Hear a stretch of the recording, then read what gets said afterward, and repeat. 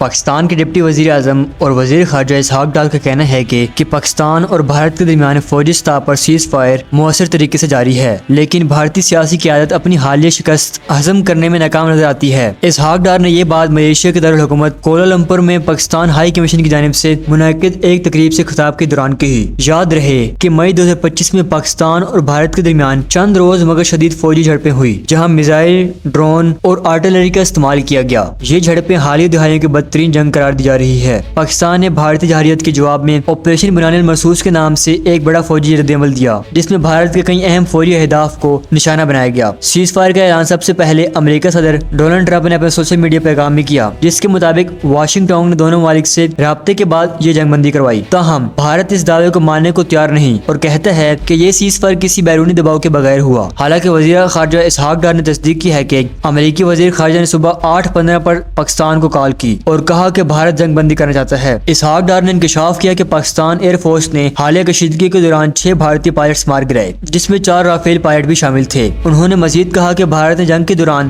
دانستہ طور پر سکھ آبادی والے علاقوں کو میزائل حملوں میں نشانہ بنایا، جو نہ صرف انسانیت سوز بلکہ ایک فرقہ وارانہ اقدام تھا۔ وزیر خارجہ نے بھارت کی جانب سے سنتاس معاہدے کو معطل کرنے کے فیصلے پر شدید رد عمل دیا اور اسے ایک عجیب اور خلاف قانون قدم قرار دیا۔ انہوں نے کہا، بھارت پاکستان کا پانی نہیں روک سکتا اور نہ ہی اسے موڑ سکتا ہے۔ بھارت بین الاقوامی سطح پر تنہائی کا شکار ہوتا جا رہا ہے۔ اسحاق ڈار نے تقریب میں کہا کہ پاکستان نے مشکل معاشی حالات کے باوجود ترقی کی راہ پر پہلا قدم رکھ لیا ہے۔ انہوں نے کہا، پاکستان کی معیشت ٹیک آف کر چکی ہے اور اب ہمارا ہدف ہے کہ ہم ملک کو G20 جیسے عالمی فورمز کا حصہ بنائیں۔ اسحاق ڈار نے ملیشیا وزیر اعظم انور ابراہیم سے بھی ملاقات کی، جہاں انہوں نے وزیر اعظم شہباز شریف کی جانب سے نیک تمناؤں کا پیغام پہنچایا اور دونوں ممالک کے درمیان تجارتی اور معاشی روابط کو مزید مستحکم کرنے پر زور دیا۔ ملیشیا وزیر اعظم نے بھی گرم جوشی کا اظہار کرتے ہوئے اکتوبر 2025 میں وزیر اعظم شہباز شریف کی ممکنہ آمد کا خیر مقدم کیا۔ ڈپٹی وزیر اعظم کا حالیہ بیان نہ صرف پاکستان کی خارجہ پالیسی کا آئینہ دار ہے، بلکہ یہ بھارت کو ایک واضح پیغام بھی ہے کہ پاکستان نہ صرف دفاعی طور پر تیار ہے، بلکہ اب عالمی سطح پر بھی اپنا مقام مضبوطی سے بنا رہا ہے۔